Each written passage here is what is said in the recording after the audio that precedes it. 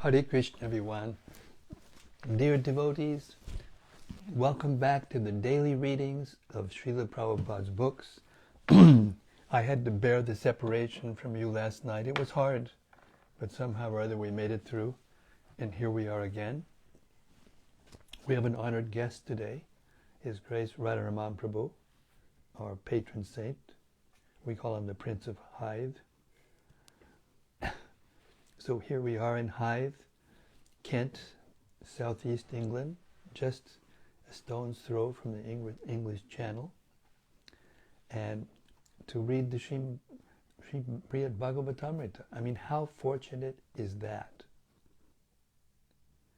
Srimad Bhagavatamrta Stotram, 5 prayers that Sanatana Goswami, the author of Brhad Bhagavatamrta, wrote in order to glorify the Srimad Bhagavatam, which is the basis not only of the Brhad Bhagavatamrta, but of all the Rasa Shastras written by the Goswamis of Vrindavan. So it goes like this. Sarva Shastrabdi Piyusha, Sarva Vedaika Satpala, Sarva Siddhanta Ratnaja, Sarva Lokaika Drikprada. O nectar from the ocean of all scriptures, singular fruit of all the Vedas, rich mine of the precious gems of all conclusive truths, you are the only giver of sight to all the worlds. Sarva Bhagavata Prana, Srimad Bhagavata Prabho, Kalidwandodita Ditya, Sri Krishna Parivartita. O life air of all the Supreme Lord's devotees, O Master Srimad Bhagavatam, you are the sun risen in the darkness of Kali. You are the exact image of Sri Krishna. Paramananda Pataya Prema Varshakshadayate Sarvada Sarvasevyaya Sri Krishnaya Namostume. I bow down to you who are supremely blissful to read. Your every syllable pours down a flood of prema. You can always be served by everyone. You are Sri Krishna himself. Madeka Bando Matsangin, Madguru Madmahadana, Mannistadaga Madbhagya, Mad Anandanamostute. My only friend, my constant companion, my spiritual master, my great wealth, my savior, my good fortune, my source of ecstasy. I bow down to you. Asadu saduta dayin atini chochata kada hanamuncha gadachin mam premna rit kantayospura. O bestower of saintliness to the unsaintly, O exalter of the most fallen, please never leave me. Always appear in my heart and my voice with pure love. Om Namo Bhagavate Vasudevaya. Om Namo Bhagavate Vasudevaya. Om Namo Bhagavate Vasudevaya. So, Gopakumar has just heard the Srimad Bhagavatam personified and the other scriptures that follow the Bhagavatam, explained to him the glories of devotional service, especially the happiness of devotional service as opposed to the happiness of liberation. And we're starting with text 216 in chapter 2 of the second part of Brhad Bhagavatamrta. Thus, the happiness found in devotional service is much greater than in the liberation born of samadhi. And by the mercy and sweetness of the Lord, so affectionate to his devotees, that devotional happiness expands. Commentary. personality of Godhead is always enjoying his infinitely varied pastimes, and he likes to share his enjoyment as much as possible. Because the Lord is very kind and so exceedingly attractive, his devotee feels transcendental ecstasy. The spiritual potency of the soul is limited, although he is Satchidananda, eternal, conscious, and blissful. Simply to realize those qualities provides merely a static, monotonous kind of spiritual existence. But when the soul goes beyond mere self-realization to realize his relationship with the all-compassionate Lord, the Lord's divine energies bestow upon him incomparable happiness. Text 217. That extraordinary happiness is always one, yet it assumes many features. It stands in contrast to the happiness of impersonal liberation. Devotional happiness is made of the intense sweetness of sporting pastimes in the highest devotional service to the Lord. Persons unfamiliar with this pleasure cannot even imagine what it is like. Commentary. The experience of bhakti includes Brahman realization. So the bhakti experience shares the non-dual nature of Satchidananda. But because bhakti is also a special opulence of the personality of Godhead, it is blissful in a way that merging into the Supreme can never be. In the happiness of impersonal liberation, one and unchanging, the liberated soul attains a limit in which he thinks himself fully satisfied. The ecstasies of devotional service, however, in their many different features, never reach a point beyond which they cannot further increase. And so they destroy the limited feeling of self-satisfaction. In an apparently contradictory way, the bliss of devotion is uniformly Satchidananda, yet always increasing in manifold varieties, newer and newer, sweeter and sweeter at every moment. Such is the glory of the Lord's devotional service. It is irrepressibly attractive and therefore has the power to do whatever seems impossible. These contradictions coexisting in the bliss of bhakti, that it is always one, yet full of variety, limitless, yet constantly growing, can never be understood by those who have not tasted it for themselves. Text 218.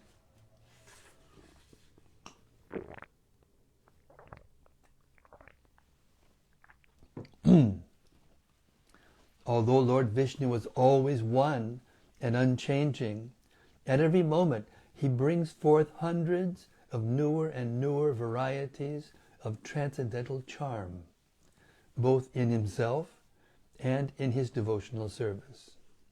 He does this by his personal energy, inconceivable to everyone else. Commentary. Texts 218 through 220 establish beyond a doubt that although the Supreme Lord, as the personal embodiment of the Absolute Truth, is unchanging in his Satchidananda existence, he and his activities and his devotees and theirs are full of variety that is real, not created by illusion.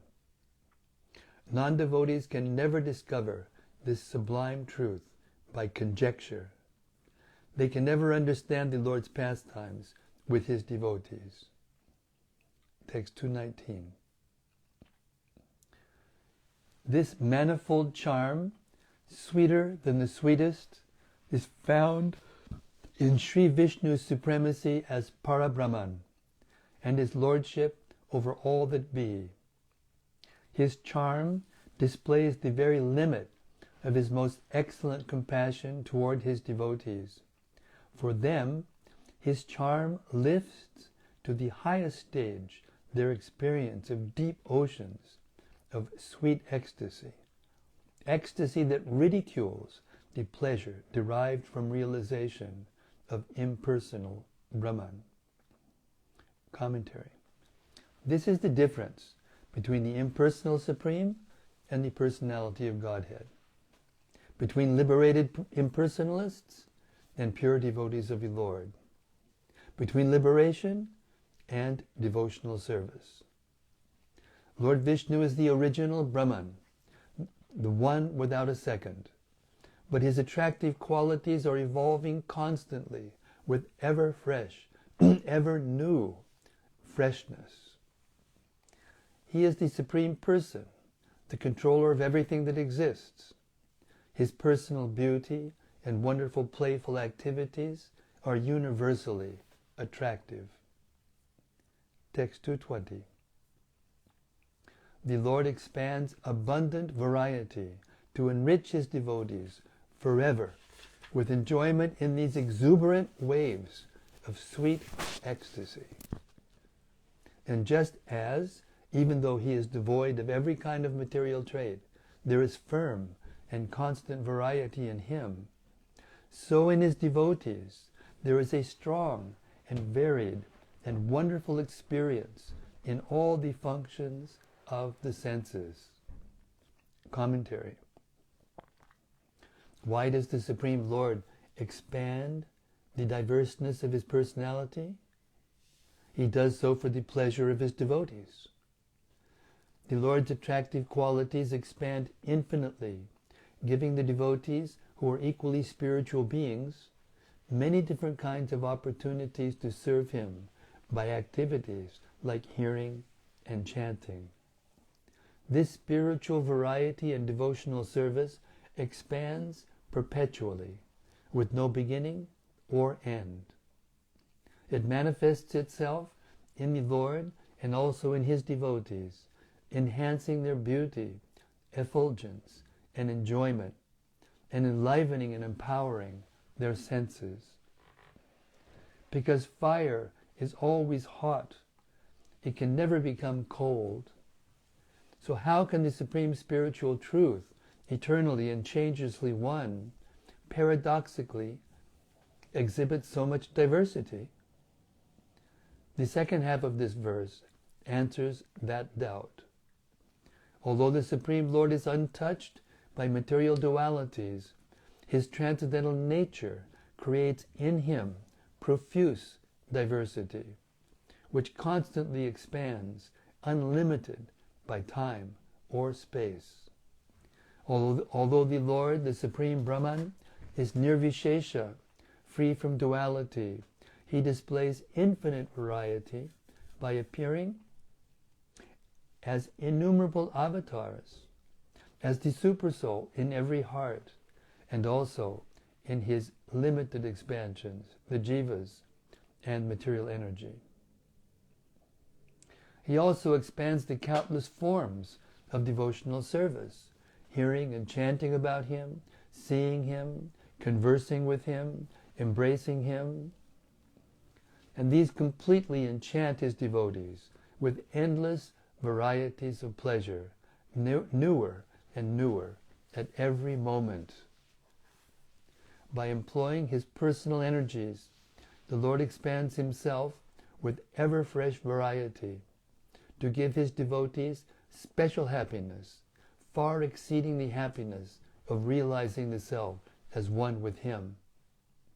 He similarly offers an infinite variety of engagement for the external and internal senses of his devotees, to add spice to their transcendental pleasure.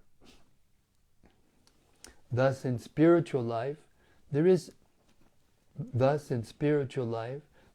non-difference within difference. and difference within non-difference. Without a doubt, the happiness of liberation is paltry compared to the supreme happiness of devotional service. We need not elaborate on this point any further. We have our Shyam Kishore walking through the hallways, chanting in bliss to the top of his lungs, to prove it. Text 221. Make Krishna protect you. His opulent power is eternal, and eternal are his infinite varieties, and his beauty, and his worship, and his companionship with his servants. He is the personal form of the eternal Absolute, the one without a second, who lives in the eternal world. Commentary.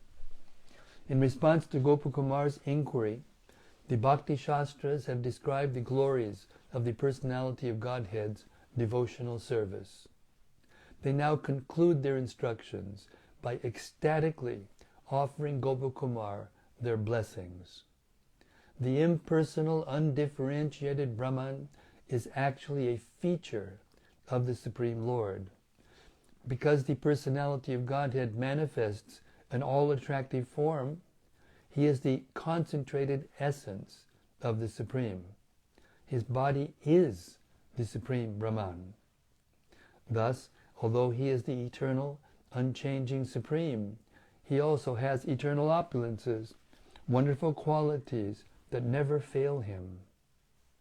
Since he is the eternal and infallible Godhead, his many varieties of beauty, splendor, and charm are eternal, and his qualities and activities are eternal as well. His consort Lakshmi is also eternal, because she always resides on his chest. And as one further aspect of his eternal opulences, he always enjoys the sublime association of his devoted servants. This means that not only the Lord's attendants in Vaikuntha, but even his aspiring devotees in the material world are eternal. Eternally graced by his mercy, they have no reason ever to fear destruction. This is affirmed by the Lord himself in the Bhagavad Gita 9:31. Anyone know the verse? Kontiya pradijanihi na me bhakta pranashyati. O son of Kunti, declare it boldly that my devotee never perishes. The Lord's worship, the process of devotional service, is also eternal. The activities in the practice of bhakti, hearing, chanting, and so on, are not merely functions of the material senses, but are manifestations of the Lord's direct mercy upon each sensory function. This will be explained more fully later on. The Bhakti-Sastries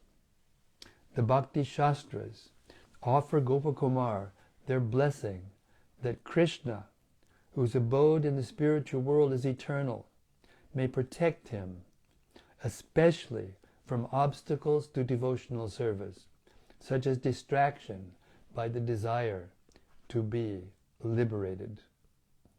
Text 222. In this very gentle, supreme nectar of devotional service, the intelligent find no use for harsh and thorn-like logic. Still, we have spoken this discourse to induce those who are attached to impersonal liberation to begin devotional service. And we have spoken to give pleasure to the neophyte devotees of the Lord. Commentary. Using the four standard forms of evidence, direct perception, logic, the opinions of reputable authorities, and analogy, the Bhakti-Sastras could give many more proofs of the superiority of bhakti over moksha. But here they present only a small sample of those arguments. The Bhakti-Sastries refrain from giving more, because cold-hearted, critical philosophy disturbs like a thorn one's relishing. The Bhakti-Sastries refrain from giving more, because the cold-hearted, critical philosophy disturbs like a thorn one's relishing the sublime rasas of devotional service. Intelligent devotees avoid overindulgence in philosophical debates. But for the benefit of impersonalists and neophyte devotees, the Bhakti-Sastras have taken the trouble to demonstrate by logic the superiority of bhakti. They have presented their arguments to induce persons attracted to the self-annihilation of merging into the Supreme, to turn instead to the process of bhakti. Without strong logical proofs, impersonalists will never be convinced to give up aspiring for liberation. Thus, following the logic given in Srimad Bhagavatam 11:1-15:34 of moving a thorn with another, kantakam kantakeneva, the Bhakti-Sastras have used the sharp thorn of logic to remove the thorn of the desire for liberation, which pierces the hearts of the impersonalists. This discourse also helps neophyte Vaishnavas whose faith is not fixed. By hearing how much greater than moksha is bhakti, their hearts become filled with joy. And with their hearts thus freed from thorns of doubt, they become fit to receive the eternal treasure of pure devotion. The dualistic textbooks of the Nyaya school of philosophy give many hard-headed arguments based on the four types of evidence. In contrast, the monistic school of Vedanta philosophy presents fewer complex philosophical arguments, relying more on the one evidence of personal experience. In other words, the Nyaya presentation is harsh, karshaka, and the Vedanta presentation soft, komala. And the presentation of the scriptures that teach bhakti is even softer, sukomala. The bhakti scriptures seldom digress into philosophical argument. Such digression tends to agitate the mind and delay the maturing of pure bhakti rasa. So intelligent devotees use logical argument sparingly. 224, 220, 223, and 224. If you have indeed realized the pettiness of liberation and want to attain the treasure of firm faith in pure devotional service to the Lord, then simply worship your transcendental mantra and please hear this great secret which is pleasing to the heart. Commentary. With the help of the Bhakti-Sastras, Gopakumar, like many before him, has now realized the insignificance of impersonal liberation. He is now ready to dedicate himself exclusively to pure devotional service and has set as his goal the highest ideals of bhakti. For this purpose, the Bhakti-Sastras advise that he need only continue serving the mantra given him by his exalted spiritual master. That mantra will surely fulfill whatever desires he may have, including the desire for pure devotion. It may be true that the words and conduct of great spiritual persons should be accepted as authoritative, but without direct perception, one will be unable to realize the truths that great souls represent. Without first developing tattva gyan, scientific knowledge, one cannot one cannot acquire this experience, nor without tattva gyan can one who aspires for prema bhakti gain the strength to give up inferior attachments. Therefore, Gopakumar should faithfully chant his mantra so that first he may achieve liberation, moksha, and then reach the final perfection. As the Bhakti-Sastries are about to reveal, the liberation Gopakumar achieves will be personal. Thus, he should not be repelled by the word moksha. Text 225.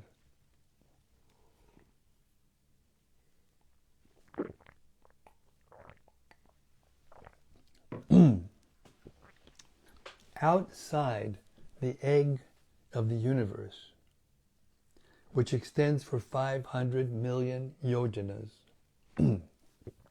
are 8 covering shells, each 10 times thicker than the one before. Commentary. The 8 shells covering the universe consist of earth, water, fire, air, ether, ego, mahat, and pradhan. These layers form the stock of subtle causal ingredients from which all things in material existence are produced. Some philosophers consider that the covering of earth to be part of the internal structure of the universe, and so recognize only 7 shells. That idea, however, conflicts with the measurement for the diameter of the universe as 500 million yojanas, and it also leaves the transformation of earth within the universe with no identifiable primary source. Text 226. By crossing beyond those shells, one reaches the abode of Lord Mahakala, the imperishable abode where material existence disappears. It is called Mahakalapur because there all material causes and effects are non-existent. Commentary. Mahakalapur, famous as the place to which Krishna and Arjuna made their way to retrieve the sons of the Dwarka Brahmana, is the location and the essential identity of nirvana or sayujya, the liberation of becoming one with the Supreme. Of course, from the absolute point of view, liberation is not confined to some specific location. Nonetheless, in spatial terms, it is conceived as being outside the coverings of the material cosmos. This same conception should be applied to the various spiritual locations Gopakumar will visit later. The material creation consists of gross and subtle causes, karanas, such as the 5 basic elements, and gross and subtle products, karyas, like the bodies and senses of the living entities. In the realm of Mahakalapur, these karanas and karyas are not to be found. Text 227. Lord Mahakala's personality cannot be described, but wise sages somehow describe him. He appears with form or without, in accord with the various mentalities of his worshippers. Commentary. The real identity of Lord Mahakala is beyond the power of words to describe, but transcendental scholars somehow attempt to describe him. Nashitam, nachoshnam, suvadvadanam. Nashitam, nachoshnam, suvarna vadatam, prasanam, sadananda, samvid, sarupam. He is neither cold nor hot, but is brilliant like gold. He is the perfectly satisfied self of perpetual bliss and awareness. Those who have no better evidence to depend on than theoretical knowledge, perceive him as best they can, some seeing him with personal form and others as formless. In Sri Harivangsha 2, 113, 25, Arjuna tells how, according to his ability, he saw Lord Mahakala. Then I saw in the ether a brilliant light. It pervaded the entire cosmos, yet was situated in one place in a personal form. The Supreme Lord is always a person, but those attached to dry knowledge think of him as formless and impersonal. Be that as it may, the devotees of the Lord can always discern his personal form. Text 228. The Lord's servants, whose desires take them to Mahakalapur, see him there in their hearts as the concentrated form of the Absolute Truth. Commentary. Liberated Vaishnavas are free in all their movements. If they travel to Mahakalapur, it is only because they want to see the Lord there as Brahman in person. Text 229. And so by the potency of your transcendental mantra, there you will directly achieve the complete fulfillment of your long-cherished desires. Commentary.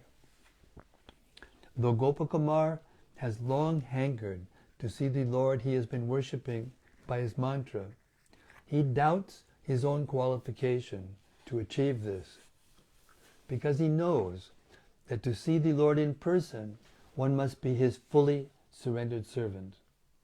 But the Bhakti-Sastries remind him that his 10-syllable mantra to Sri Madan Gopal is all-powerful. Text 230. If you do not wish to spend a long time here, then just go to your Brajabhumi in Sri Mathura.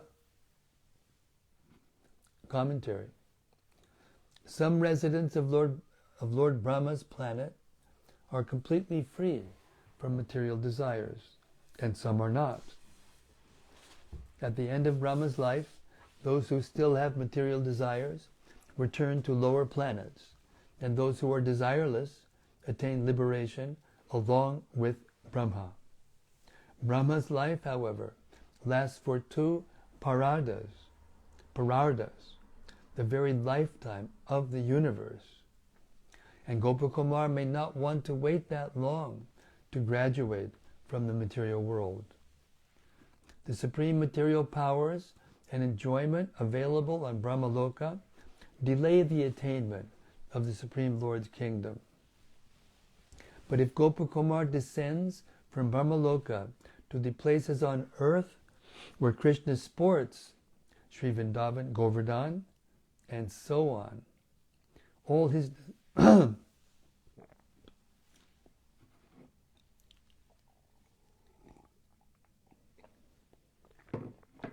all his desires all his desires will be quickly fulfilled. I thought of Govardhan. Hare Krishna. I'll read that again.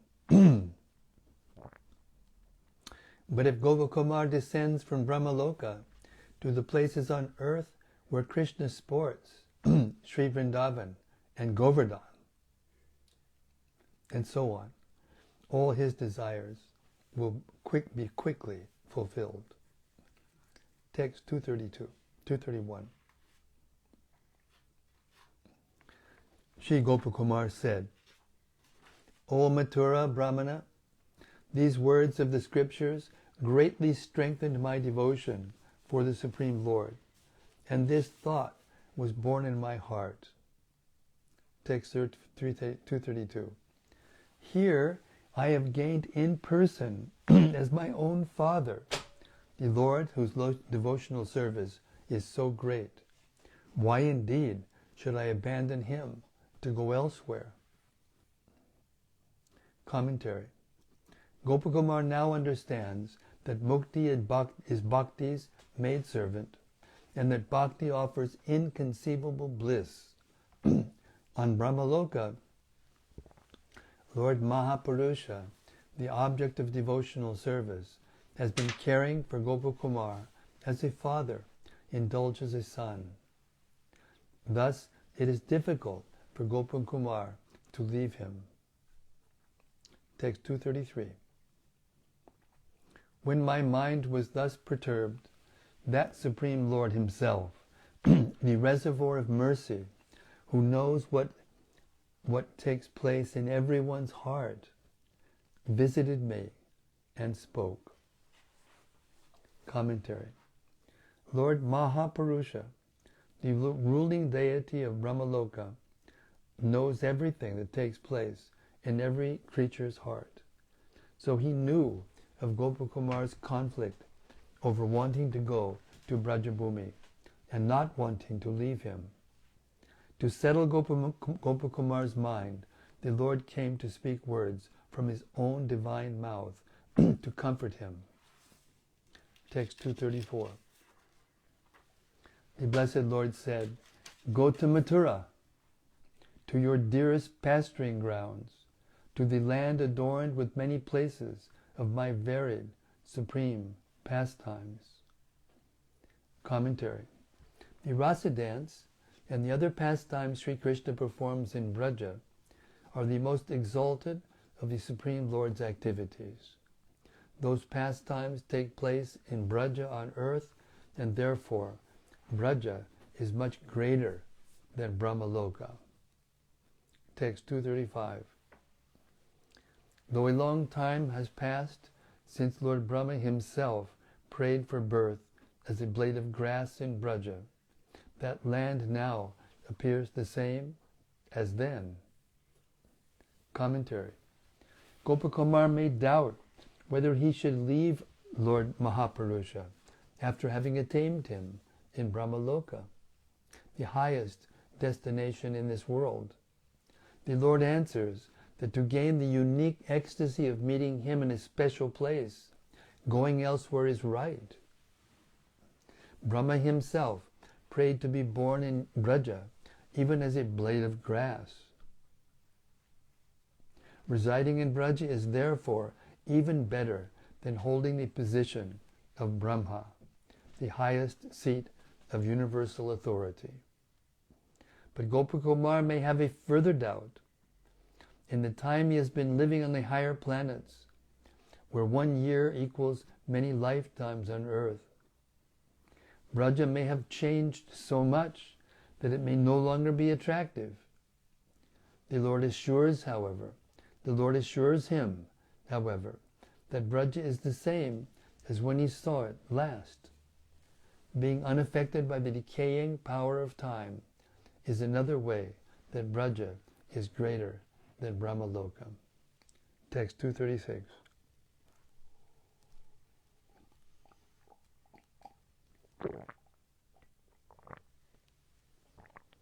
There you will again meet your Guru, most dear to me, and by his mercy you will be empowered to understand everything in full. Gopakumar, of commentary.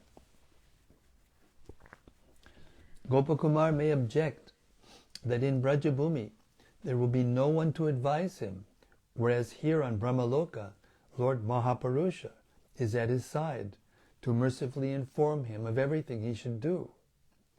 But the Lord assures him that in Braja he will meet again the great Vaishnava who initiated him into the chanting of his mantra. Because that Guru is a very dear devotee of the Lord, Gopakumar can expect to learn from the Guru even more about devotional service than from the Lord himself. And later we'll find out that that Lord is his Guru, personally. Thus Lord Mahapurusha emphatically uses the words sarvam, everything, nitaram, completely, and swayam, by your own power. Text 237. Indeed, you will soon come to see me in person in Mahakalapur. There you will attain extreme bliss that will enchant your heart. Commentary. Mahakalapur, the abode of Mukti, is also the residence of Lord Mahakala.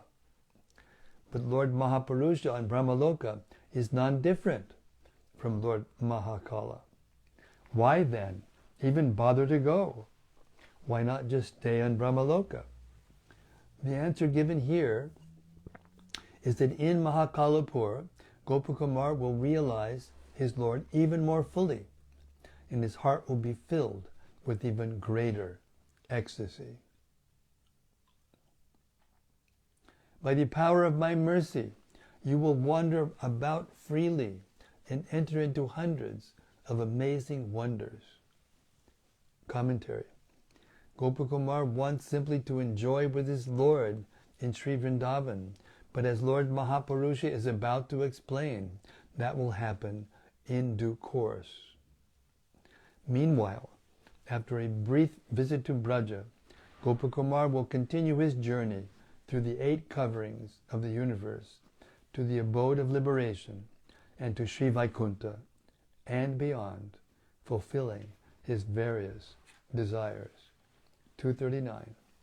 After some time, my dear son, all your ambitions will be satisfied, and you will play with me as you like in Vrindavan. Commentary.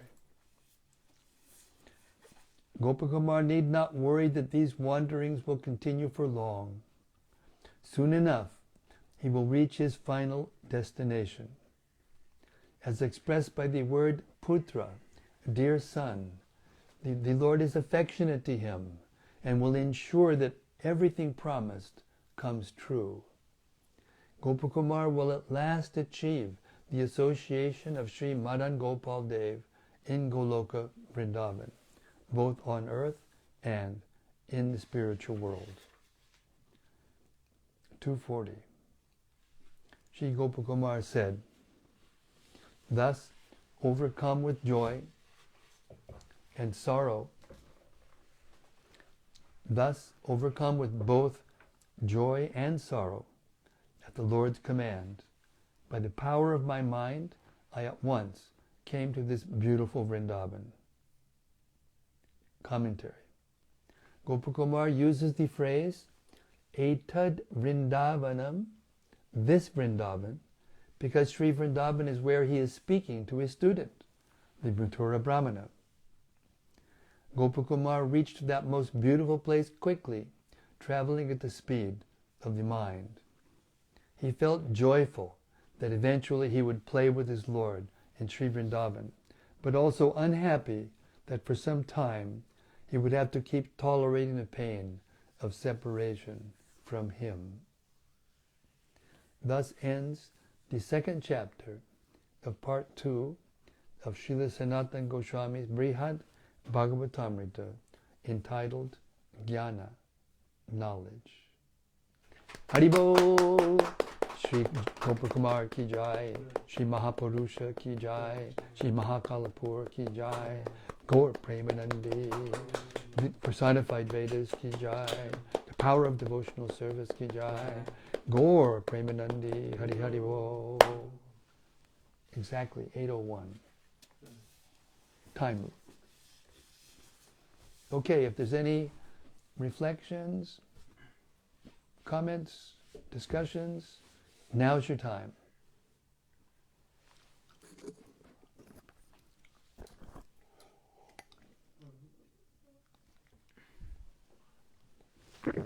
Our esteemed guest, Radharaman, is about to give us some special mercy. What is this? What are you doing? What have you done? You didn't give. Yeah, but it. Hey, go ahead. Maharaj, I don't have the book in front of me, so I can't exactly remember, but I noticed that there was a point in the reading that you seemed to take special note of. It was talking about, was it devotees that overly into arguments over philosophy or something like that. Yeah. I took special note of it. Well, he's asking me a leading question because he's a genius, in case you didn't notice. I noticed because I spent a lot of time with him. But in this world, especially in the age of Kali Yuga, the word Kali means quarrel. And therefore the atmosphere, as Prabhupada explains in his purports, is surcharged with opposition. And because of that, the Kali Yuga souls, conditioned souls, are always arguing with one another. And even those who are delving into spiritual life still argue with one another. And we, as a movement, our ISKCON movement, is not exempt from that as long as we are not in full Krishna consciousness. We're not of the world, in a sense, but we're in the world. So unless we are very strongly attached to hearing and chanting, not in order to find things to argue with others about, we will be affected by the material energy to that degree. Therefore, it's very dangerous, and therefore I always, when I hear that point about Vaishnavas are not inclined to argue, they don't get any taste from it. We sometimes argue with non-devotees with logic to convince them to come to devotional service. But when we're here in devotional service as devotees, better we take Srila Prabhupada's books as they are, as they have been given to by him, and through his instructions by his editors, and accept them with faith and devotion. And if you remember, in Chaitanya Charitamrita, Krishnadas Kaviraj repeatedly gives us that instruction and that blessing, that if you hear these literatures with faith and without argument, then you will get directly by the hearing. You notice whenever the Bhakti-Sastries or any of the personalities, authoritative personalities, who talk in these literatures, whenever they talk about devotional service, they mention hearing and chanting. Isn't it? Every time, hearing and chanting. Because it's the most important thing. Because by hearing and chanting, we get the sublime goal of devotional service without separate endeavor. But if you're an arguer, and you have in your mind arguments when you hear these incredible truths, that argument in itself separates us from the transcendental pleasure that comes from hearing about Krishna. Therefore, the Vaishnava devotees are not interested at all. And Rupa Goswami and Sanatana Goswami sometimes, because of their reputation, some philosophers would come to debate them. And they were so unimpressed with this. They asked, well, what do you want? Well, I want you to sign this paper that and then I'll debate you. Then you can sign the paper that I defeated you. They said, give us a paper here. And they signed it and sent him on his way. They didn't care. But Jiva Goswami, he cared.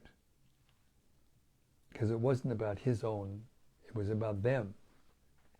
So he called the guy over and said, really, what's going on? He said, oh, your uncle just gave me this paper, I've defeated him. Really, you defeated him? About what? And then he proceeded to turn him into a pretzel, and defeated him soundly. So in this way, unless the argument is, or we as arguers have the ability to turn a false argument into a conclusive truth. Hand me that little book, the little thing I write in. The little thing I write in right there. Yeah.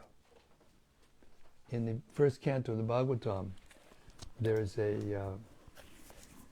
purport in which, this is the 9th chapter of the first canto, where Bhishma Dev is preparing to leave, and he's explaining the truths of how to live in this material world.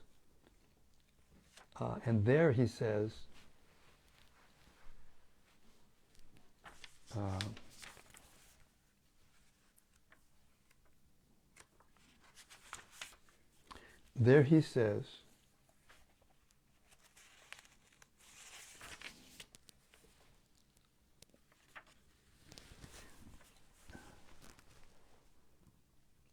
false arguments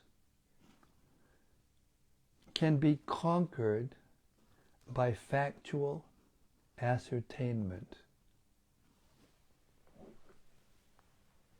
So in the material world now, the situation has become so degraded that the different sides of arguers, there's no facts that they can both agree on in order to come to a conclusion.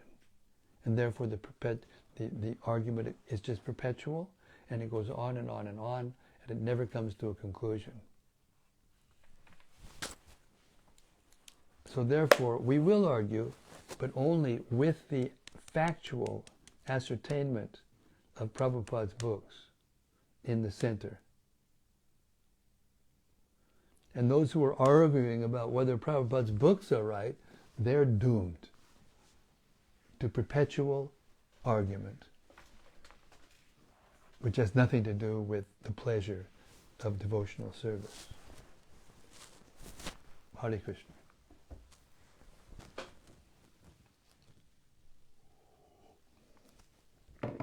I told you he was a genius. He asked fantastic questions.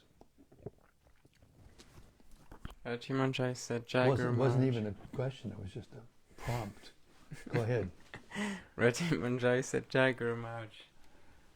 Hare Krishna. Thank you, Rati. Radhan Madan Mohan. Radha Mohan. Yes. Jai Maharaj, Hare Krishna. Blessed to have your darshan back. All glories to Srila Prabhupada and your transcendental daily readings of Sri Brhad Bhagavatamrta. Hare Krishna. Thank you very much for your encouragement. From Brhad Bhagavatamrta. Hey Braja, Hare Krishna. Hare Krishna Maharaj, please accept my humble obeisances. All glories to Srila Prabhupada. It feels Krishna is pretty far away from us, given our current position in this material world of trash. Given we are covered materially, how is it possible to meet Krishna in this very life? One other thing, before I became a devotee, I did meditation with Buddhists, but quickly left because it was an empty process, no satisfaction. Yes. Correct. So, the process of being with Krishna personally cannot be attained by one's own endeavor. It's not possible. But if we take Krishna's instructions, especially in the Bhagavad Gita, he teaches us how to feel the presence of Krishna even before we meet him face to face in person, by connecting the senses and their sense objects with Krishna by remembrance. I am the taste and water. I am the light of the sun and the moon. I am the fragrance of the earth. I am the sound and ether. I am the ability of man. I am the intelligence of the intelligent. I am the original seed of all existences. So Krishna is telling us this And if we look at the world and think of those things as being belonging to Krishna and being Krishna in the sense that they are transformations of his energies, then our minds and intelligence will be attracted to the form of Krishna like a magnet, like iron filings to magnet. And then as we advance, then our meditation will become deeper and deeper until when Krishna is pleased, he will reveal himself to us. There's that verse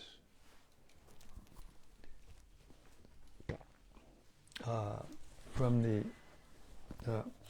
Mundaka Upanishad.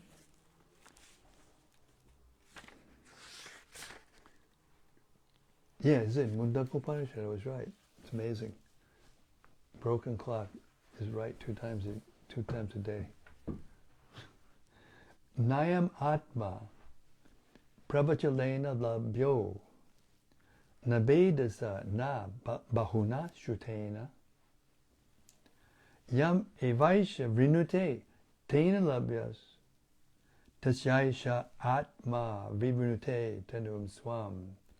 The Supreme Lord is not obtained by expert explanations, by vast intelligence, or even by much hearing.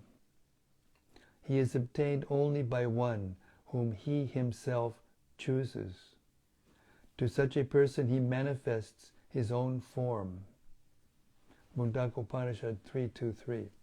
Prabhupada often quotes this verse in his purports. So who is it that he chooses? He chooses those who are following the instructions he gives us of how to remember him.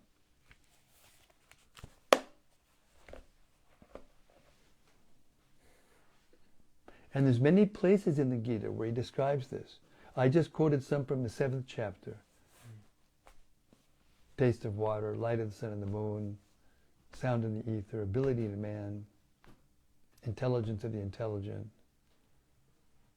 So every time we see someone who has particular powerful talents or abilities or control, we should understand that's coming from Krishna. And we should give respect. And then later on in the 9th chapter,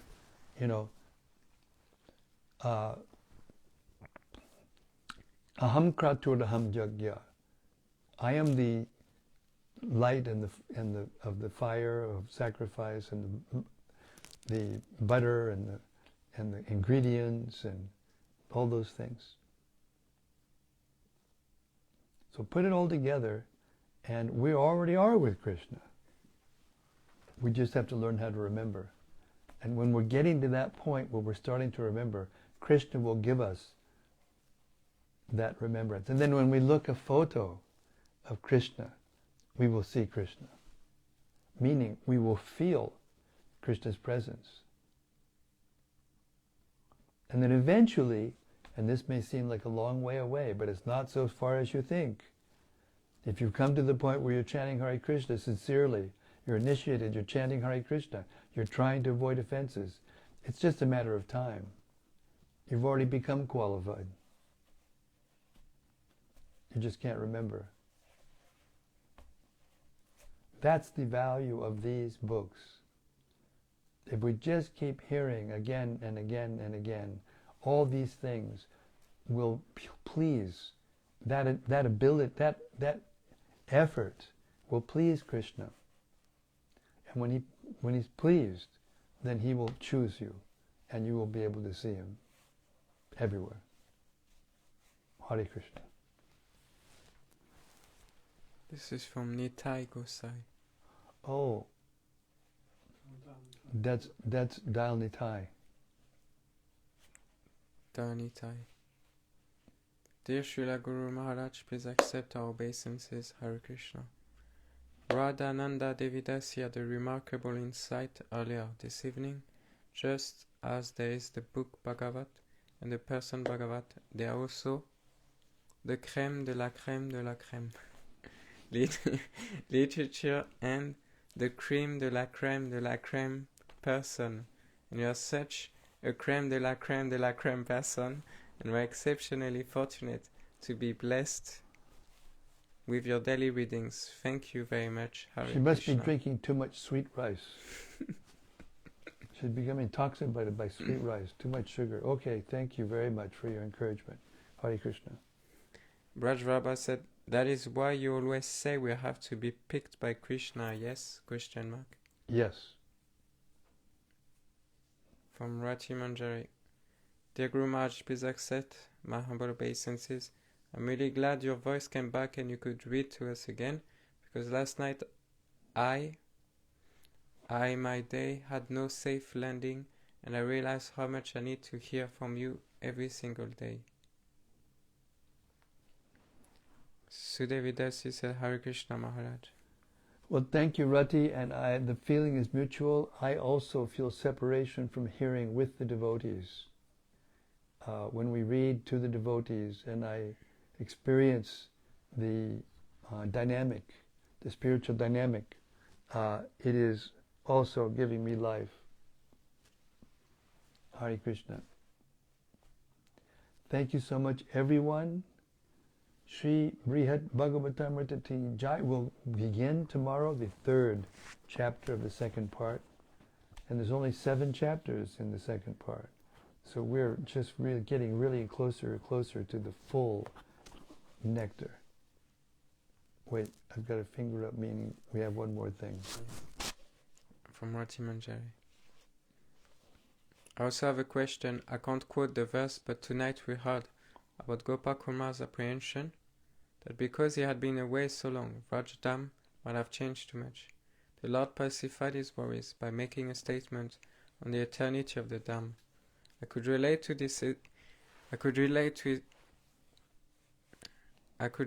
his hesitation,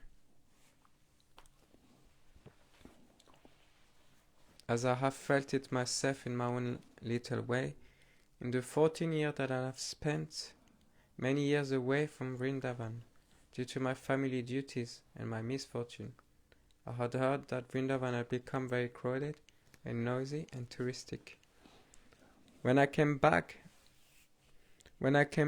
after 14 years and was amongst other things able to meet you, it was very wonderful.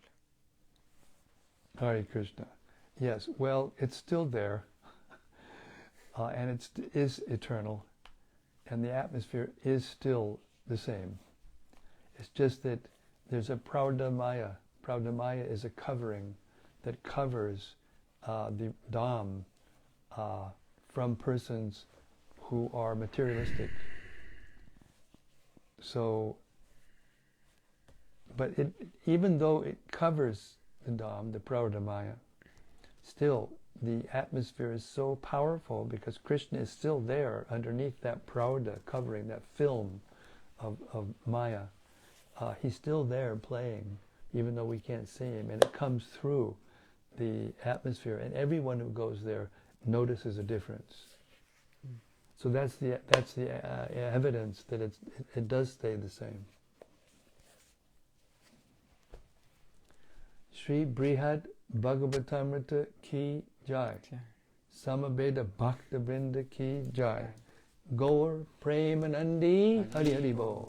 So we'll see you tomorrow night, same place, same time, same topic.